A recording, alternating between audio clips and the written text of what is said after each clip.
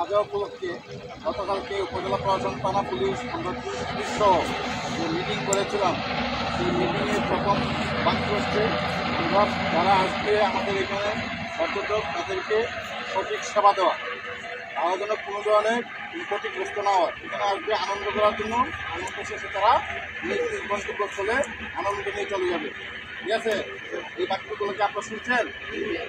এই বাক্য শুনো, এখানে আপনার লাইফ জ্যাকেট, যেহেতু এখন বর্ষা, আমরা এখন ট্রলারের মাঝি যারা আছি, নৌকার মাঝি যারা আছি, অবশ্যই নৌকা যাতায়াতের ক্ষেত্রে, নদীর উপরে যাওয়ার ক্ষেত্রে কিংবা 0 ওই কাশিয়াকুলি যাওয়ার ক্ষেত্রে অবশ্যই আমরা যে সদস্যগুলা আমাদের নৌকা উঠবে টুরিস্ট, অবশ্যই তাদেরকে লাইফ জ্যাকেট পরাবো।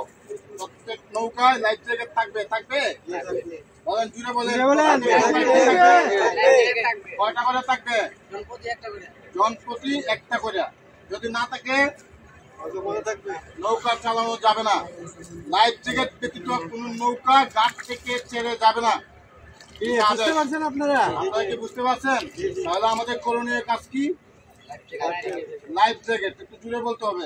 প্রত্যেকের লাইফ জ্যাকেট অবশ্যই নৌকায় রাখবো, এবং যখন ঘাট থেকে আমরা নৌকা ছাড়বো পর্যটককে আমি নিজে সহ পর্যটককে লাইফ জ্যাকেট পরিহিত অবস্থায় আমরা গন্তব্যস্থলের দিকে যাওয়ার চেষ্টা করবো।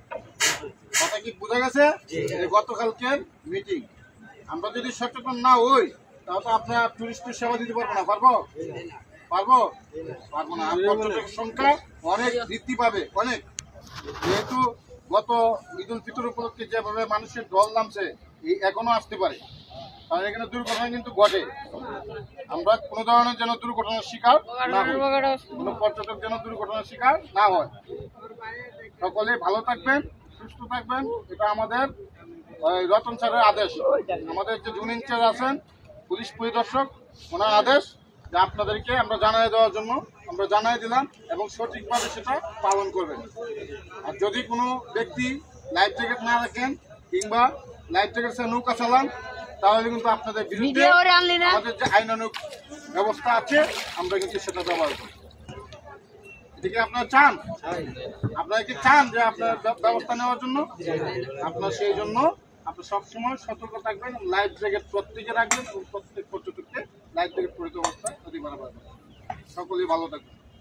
সবাই বলেন, সবাই মিলে থাকবো সচেতন, নিরাপদে করবো ভ্রমণ। আরে যে বক্তব্যটা রাখছেন, আপনাদের মূল্যবান বক্তব্য, এই বক্তব্য প্রেক্ষাপটে আপনারা কাজ করবেন তো? স্যার কি বলছেন বলেন, আপনারা সুন্দর করে বলেন। হ্যাঁ, আপনারা স্যারের বক্তব্যটা শুনছেন তো? ধন্যবাদ সবাইকে।